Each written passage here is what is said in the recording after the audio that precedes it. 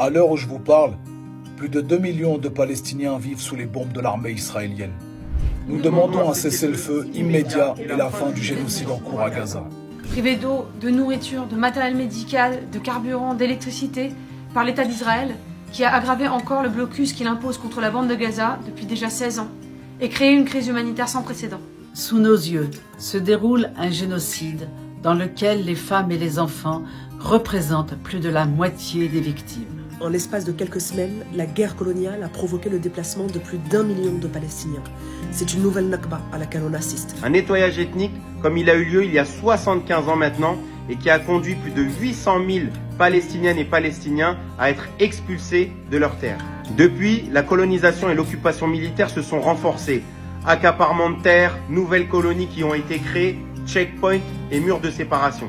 Ces derniers mois, l'armée et les colons ont multiplié les agressions et les exactions.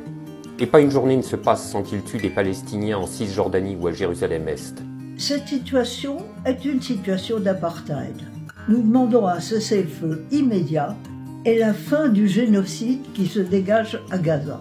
Défendre le peuple palestinien et son droit à l'autodétermination est légitime. Nous demandons un cessez-le-feu immédiat et la fin du génocide en cours à Gaza, ainsi que l'entrée de l'aide humanitaire sans condition. La décolonisation et l'application du droit au retour de tous les réfugiés est la seule voie vers la justice. Nous demandons un cessez-le-feu immédiat et la fin du génocide en cours à Gaza. Et aujourd'hui, nous sommes des millions à travers le monde à porter ces revendications.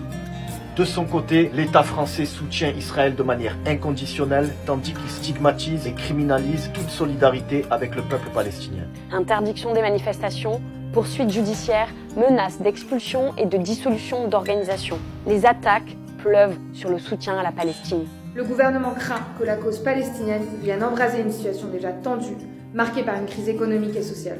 Soutenir la Palestine n'est pas un crime. Face aux attaques du gouvernement, faisons front.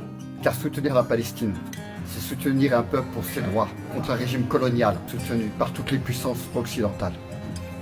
Rejoignez l'ensemble des mobilisations de soutien à la lutte du peuple palestinien de Gaza à Paris Résistance.